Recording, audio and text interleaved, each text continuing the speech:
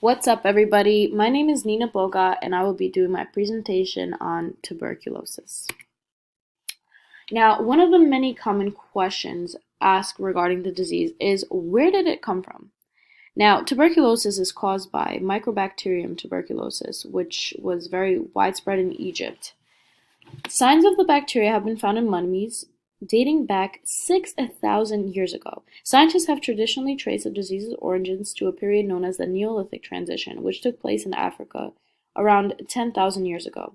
At that time, human beings began cultivating agriculture and domesticating animals, and the bacteria that causes tuberculosis was believed to have originated in these animals and then passed down to humans. There's actually been some controversy regarding how the disease originated. There's been studies saying that there's actually a team of international researchers that was led by Sebastian Gagnos of the Swiss Tropical and Public Health Institute. He opposed that these traditional findings. He argued that instead tuberculosis originated in the same place, which is Africa, but much earlier, and with early humans themselves, not with animals.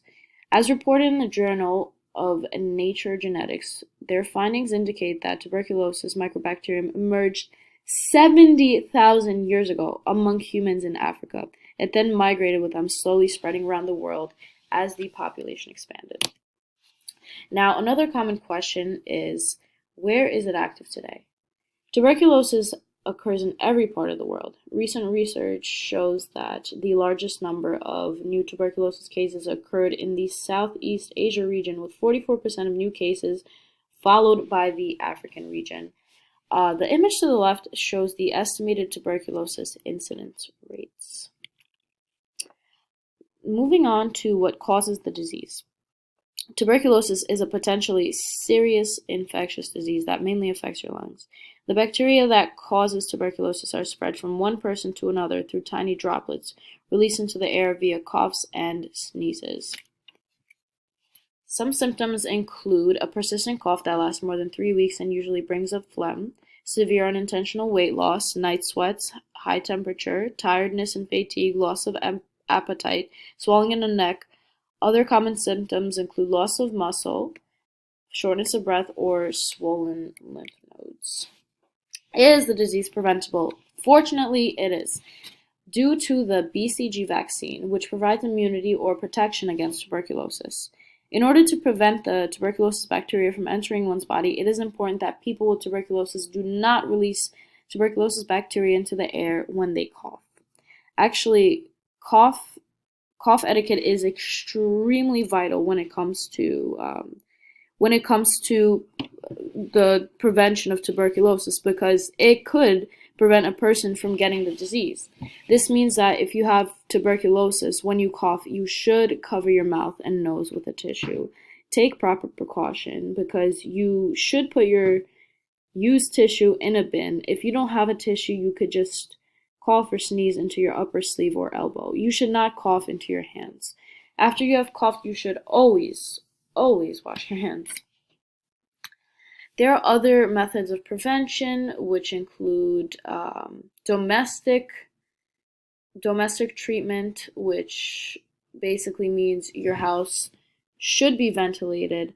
Spend as little time as possible in places where there's large numbers of people.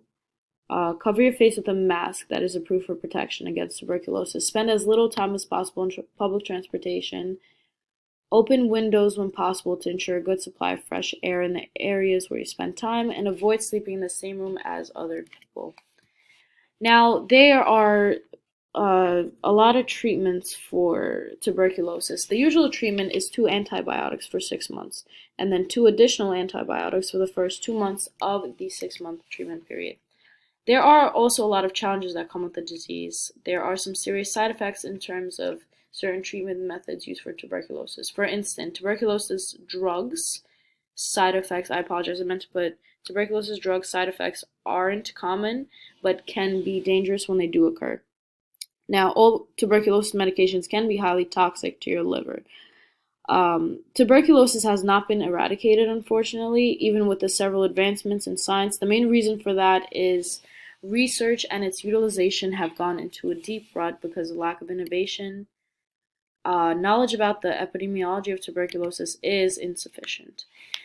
The current state of the disease, right, so 10 million people actually fell ill within the past year, and 1.5 million died from the disease.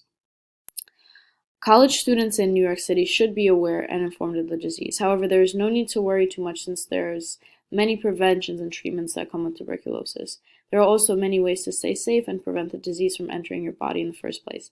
To protect myself from the disease, I would follow the precautionary steps necessary in order to treat it. Also, I'd remind myself that it is a curable disease with the proper combination of prescription tuberculosis drugs. Okay, that is it, guys. Thank you for watching.